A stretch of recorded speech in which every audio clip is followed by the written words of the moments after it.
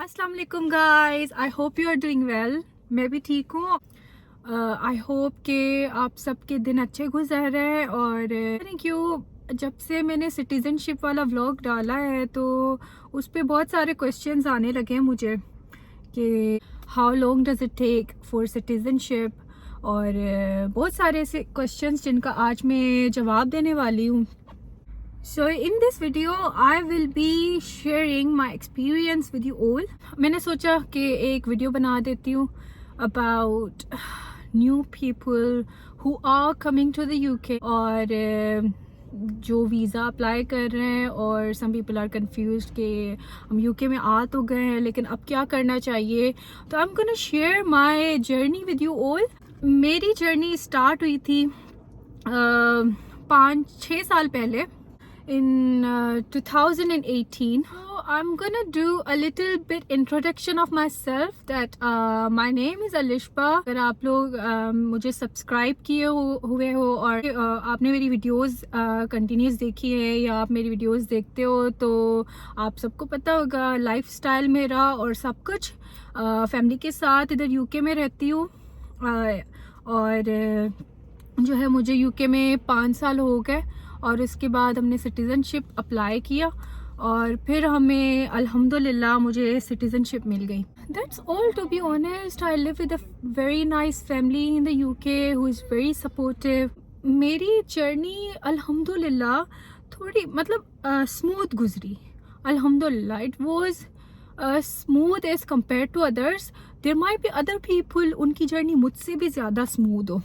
मैंने पाकिस्तान से अभी कॉलेज पढ़ी थी, तो फिर उसके बाद अल्हम्दुलिल्लाह मेरा निकाह हो गया।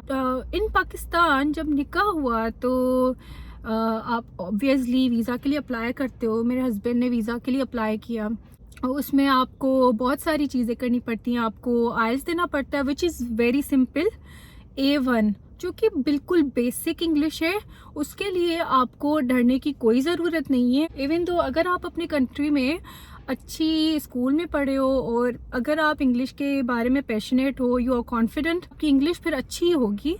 अगर नहीं है तो it's just you need to start preparing, you need to watch movies, you need to read books. इतनी कोई मेहनत नहीं होती। टू बी ऑनेस्ट आपको बता दूं कि ये बिल्कुल बेसिक आइल्स होती है। तो फिर मेरा A1 आइल्स हो गया और उसके बाद मेडिकल टेस्ट होती है and they also check records, जैसे आपकी निकाह की पिक्चर्स, आपकी चैटिंग आपके हस्बैंड के साथ, और ये सारी चीज़ें दे डू चेक। तो फिर मेरे हस्बैंड ने खुद ही मेरी एप्लीकेशन की थी और फिर मैं बायोमेट्रिक के लिए उधर गई थी।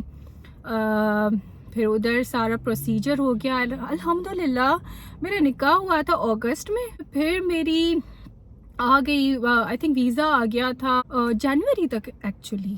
तो माशाल्लाह इट वाज वेरी क्विक। अब का सिस्टम अब मुझे नहीं पता, मैं आपको 5-6 साल पहले की बात बता रही हूँ। तो इट वाज वेरी क्विक और अल्हम्दुलिल्लाह मेरा वीज़ा आ गया एंड देन रुखसती हो गई and then I came to UK. So after I came to the UK अब मैं ये शेयर करने वाली हूँ कि क्या क्या बैरियर्स होते हैं।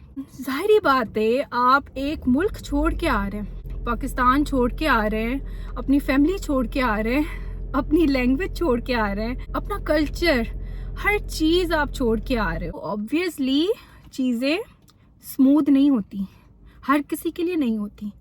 इवन दो मैं एज ए स्पाउस आई थी, मेरे साथ फैमिली थी, अल्हम्दुलिल्लाह it's smoother than others, but still for students and for other people difficult होता है because you're leaving everything at one end or you're coming to another end. So obviously it's difficult. After I came to UK मेरे 8 दिन तो माशाल्लाह से family के साथ घूमने में लग गए। मैं आतिफ के साथ बाहर जाती थी, I did some shopping और नई नई जगह घूमी एंड एक्सप्लोर करने के लिए।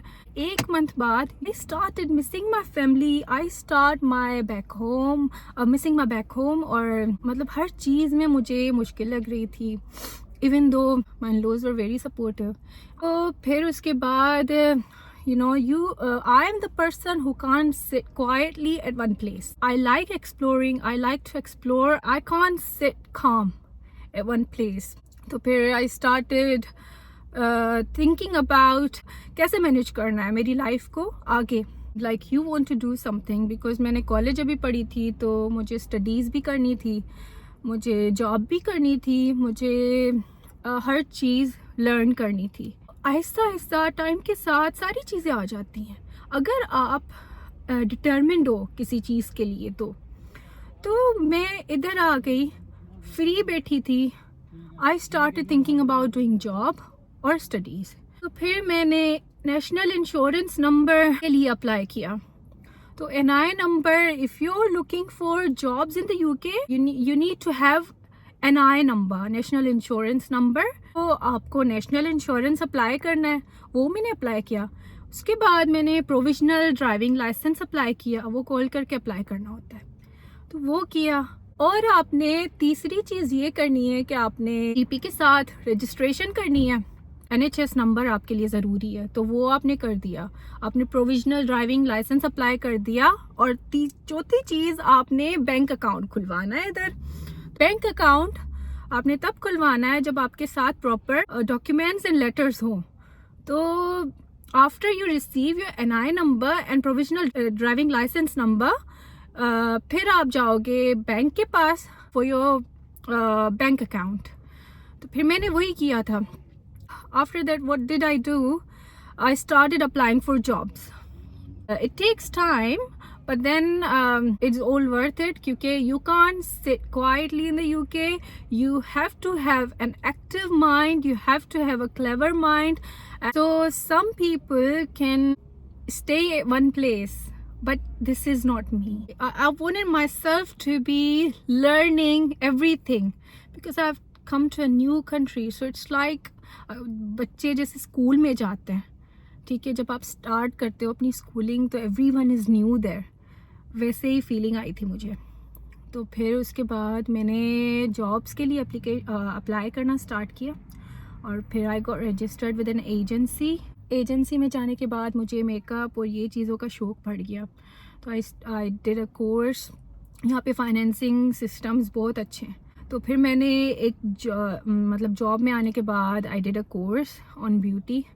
तो एजेंसी के साथ रजिस्ट्रेशन, फिर I was freelance working with agency. तो फिर उसके बाद मुझे अपनी पढ़ाई की टेंशन हो गई। I needed to complete my studies. तो मैंने अपनी अकाउंटेंसी स्टडीज़ स्टार्ट कर दी। तो फिर ये हो गई मेरी जर्नी। उसके बाद मेरे आगे बहुत सारे बैरियर्स आए, जैसे accent barrier, language barrier you can say. Back at home I used to speak English. It मतलब not every day but I knew how to speak English. फिर भी यहाँ पे आने के बाद जब गोरे बात करते थे, I'll be honest with you, तो I used to think what are they talking. कभी अंडरस्टैंड करने में बहुत टाइम लगता था मुझे। मैं खुद बोल देती थी, मेरी बात वो लोग समझ जाते थे, बट मुझे लिसनिंग में प्रॉब्लम हो रही थी। उसके बाद जॉब में जब जाते हो तो फिर आपकी प्रैक्टिस इस चीज़ में हो जाती है, पर हर किसी को शायद वो एजुकेशन ना मिली हो। तो फिर अगर आपको ये लैंग्वेज बैरियर होता है तो आई एम गोना सजेस्ट कि start reading some English books and start watching English movies on Netflix. Harry Potter देखें, which helps a lot. Harry Potter book बहुत अच्छी है, आपकी इंग्लिश वोकेबलरी के लिए भी बहुत अच्छी है। आप बुक्स रीड कर सकते हो, आप लिसनिंग के लिए आप मूवीज़ देख सकते हो, विच इज़ वेरी गुड। और फिर आपको होम सिकनेस होती है, उसके लिए टिप है कि start making friends.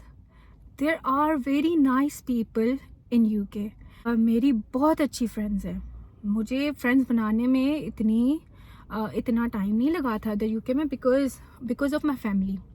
My sister in laws, they are my friends. Dad और मम के सारे फ्रेंड्स की बहुएँ और ये सब, ऐसे फिर इतनी डिफ़िकल्टी नहीं हुई। स्टिल मैंने वर्क प्लेस में अपनी अच्छी सी दोस्तें बना ली। Friends here are really nice, आपको स्ट्रेस फ्री रखती हैं। कभी आपका दिन ना लगे, फ्रेंड से पूछ लो। मैं फ्रेंड से पूछ लेती हूँ, चलो कॉफ़ी पीने जाते हैं, चलो चाय पीने जाते हैं, और ऐसे आप बहुत रिलैक्स फील करते हो, विच इज़ गुड। उसके बाद बात आ जाती है ट्रांसपोर्ट की। So guys girls, I do suggest यहाँ का ट्रांसपोर्ट लर्न कर लें आपको, विच इज़ वेरी ईजी। आप कहीं भी जाओ, को एस्टर कार्ड या आप अपने कॉन्टेक्टलेस कार्ड की ज़रूरत है, दैट्स इट। और फिर गूगल मैप्स पे सर्च करो जो भी डेस्टिनेशन है। If you understand the transport here is very very good, is excellent. तो आपको फिर ड्राइव करने की ज़रूरत नहीं है। जैसे लोग कहते हैं कि ड्राइविंग के बगैर आप रह नहीं सकते, नहीं, मैं बोलती हूँ यूके में आप ड्राइविंग अपनी कार के बगैर रह सकते हो। हाँ, कार इज़ मोर कन्वीनियंट, वो अलग बात है, आपको इतनी टाइम कंज्यूमिंग नहीं है। ट्रांसपोर्ट में ये कि सम टाइम बहुत ज़्यादा रश हो जाती है या ये चीज़ें, बट ट्रांसपोर्ट लर्न करें, कौन सी बस कहाँ जाती है, आपके एरिया के ट्रांसपोर्ट की। हमारे एरिया में सेंट्रल लाइन है, तो we just take central line. अगर ऑक्सफोर्ड स्ट्रीट जाना हो तो एक ही स्टॉप है, जस्ट सारा कुछ इजी है। यस, उसके बाद मैंने ट्रांसपोर्ट मुझे अच्छा आ गया था, then I start thinking about driving, it's convenient, it's easy. तो फिर मैंने थ्योरी टेस्ट की in June, which is good. Alhamdulillah, I passed my theory for the first time. It's easy, trust me, it's easy. बहुत सारी apps हैं, आप download करके उनके MCQ सच प्रैक्टिस करो, मॉक टेस्ट होते हैं वो करो, तो फिर आपका थ्योरी भी पास हो जाएगा। एक बार आपने फेल कर दी, it's not a big deal, do it again failed, do it again. You have to be determined to learn something. UK में आके आई रियलाइज्ड कि यहाँ पे फेलियर कुछ भी नहीं है। पाकिस्तान में होता है कि भाई बंदा फेल हो गया तो बस ख़त्म, ज़िंदगी उधर ख़त्म है। यहाँ पे ऐसी चीज़ नहीं है। अगर आप फेल हो गए हो, स्टार्ट लर्निंग अगेन। एक दिन ऐसा आएगा, आपकी हार्ड वर्क और आपका सब कुछ obviously it will be worth it. फिर उसके बाद theory I passed and then I started learning to drive and अल्हम्दुलिल्लाह I passed my driving test for the second time. I failed my driving exam for the first time और second time में मैं अल्हम्दुलिल्लाह पास हो गई थी। तो इसमें छोटी छोटी सी मिस्टेक प्रैक्टिकल में होती है जो वो काउंट करते हैं। मेरी ड्राइविंग हो गई, अच्छी सी फ्रेंड्स मिल गई, जॉब मिल गई अल्हम्दुलिल्लाह माशाल्लाह। उसके बाद 2.5 साल बाद आपको वीज़ा एक्सटेंशन करवानी पड़ती है। After 2.5 years you will need to do IELTS और फिर आपको एक्सटेंशन के लिए अप्लाई करना होगा। तो वो हमने की। उसमें आपको बायोमेट्रिक देनी पड़ती है और IELTS देनी पड़ती है B1 एंड दैट्स इट। उसके बाद 5 साल बाद आपको ILR के लिए अप्लाई करना होता है, जिसमें आपको टेस्ट करनी होती है, एग्ज़ाम करना होता है लाइफ इन द यूके, जो कि यूके की हिस्ट्री के बारे में है।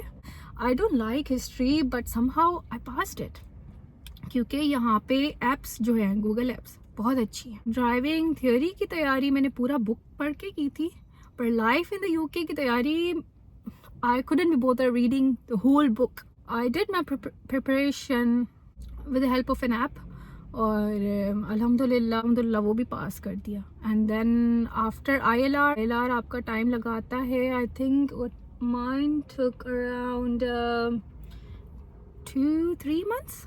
उसके बाद आपने अप्लाई करना है सिटीज़नशिप के लिए। वो आप ILR के आने के बाद कभी भी अप्लाई कर सकते हो। फिर वो सिटीज़नशिप के लिए हमने अप्लाई किया। सिटीज़नशिप प्रोसेस 6 महीने लग जाते हैं आपको एटलीस्ट। और इसके बाद आपको ओथ सेरेमनी होती है एंड देन आपने पासपोर्ट के लिए अप्लाई करना होता है। That's it. That was my journey in the UK. If you guys have any questions or anything, let me know in comments. I'll try and explain as much as I can. I hope this video has helped you. और अगर कोई और भी questions हैं मुझे बता दें, I will let you know in the comments. Or I'll make another video about your questions and I'll try and answer them all. Plus, fitness is very important to me. So now, after talking to you guys, I'm gonna go to the gym. Do some exercise, come back, and yeah, that's it. So this was it for today. Please don't forget to like, share, subscribe to my channel and comment below and hit the bell icon to get more update on the videos. Thank you.